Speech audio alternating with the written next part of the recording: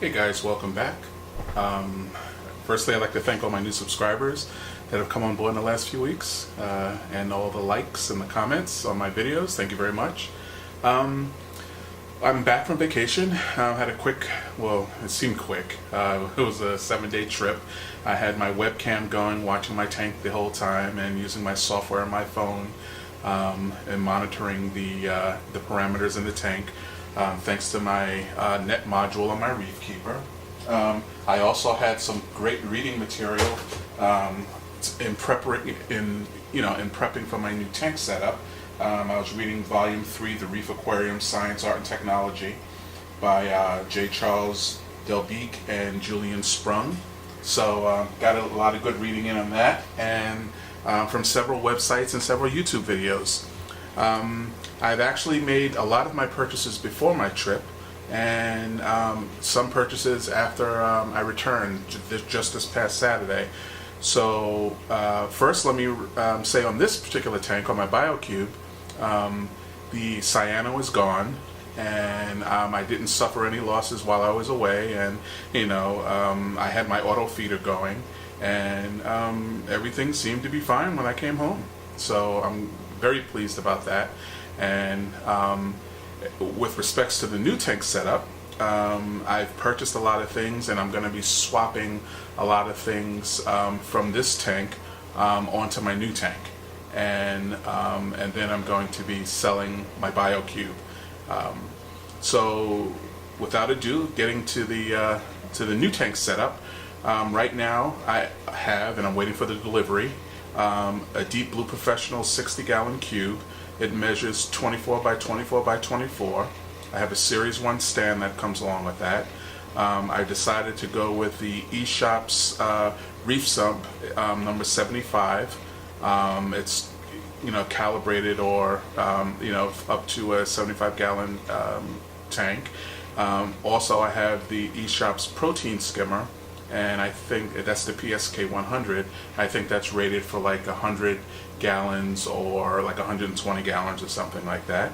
My return pump for this setup is going to be the Triton 3. It's a Deep Blue Professional branded pump. Also, I should mention that this new tank is totally reef ready.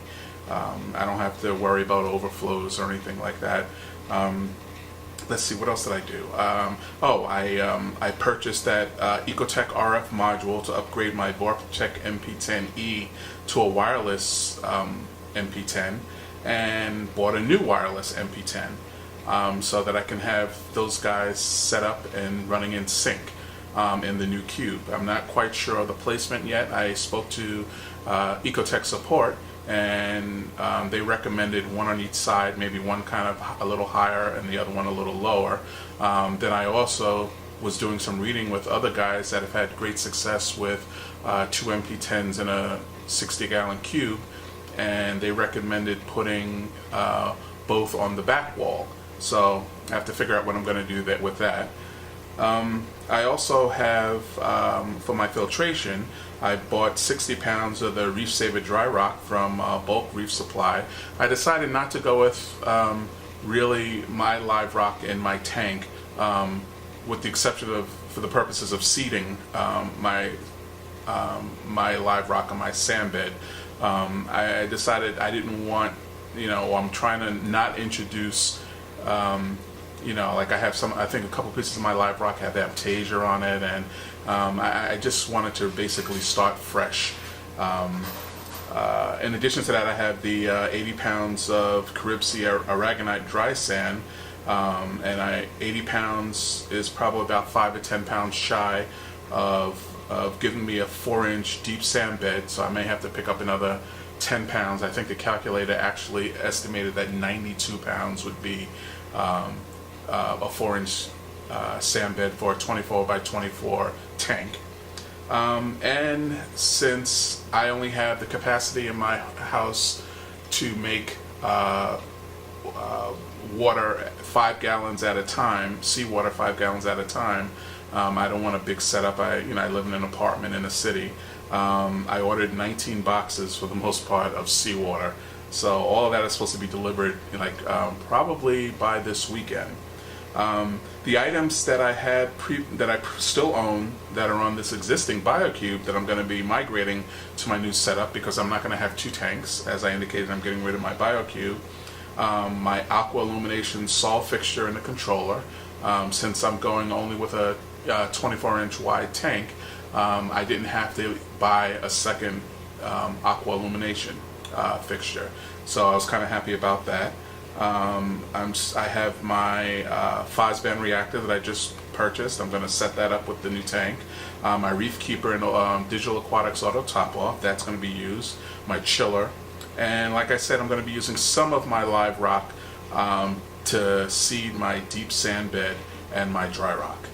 But I will keep you guys posted as I start to put things together. I mean, I'm assuming that if I'm lucky enough to get my delivery tomorrow or Thursday, then I will be working on my aquascaping and putting in the the deep sand bed, and then putting the water in and setting up my reef keeper for the new MP10, and then setting up my MP10s, and just basically getting becoming very familiar with everything. I'm going to take it really slow, and for a while I will be running 2 tanks, and I'm almost positive my wife is not too thrilled about that, but what are you gonna do? And that's pretty much it. I will keep you guys updated, and I hope to hear from you guys soon with any feedback that you may have for me. Any tips or tricks or reading, forward me some links of things I should be looking at, and that's it. Talk to you guys soon. See ya.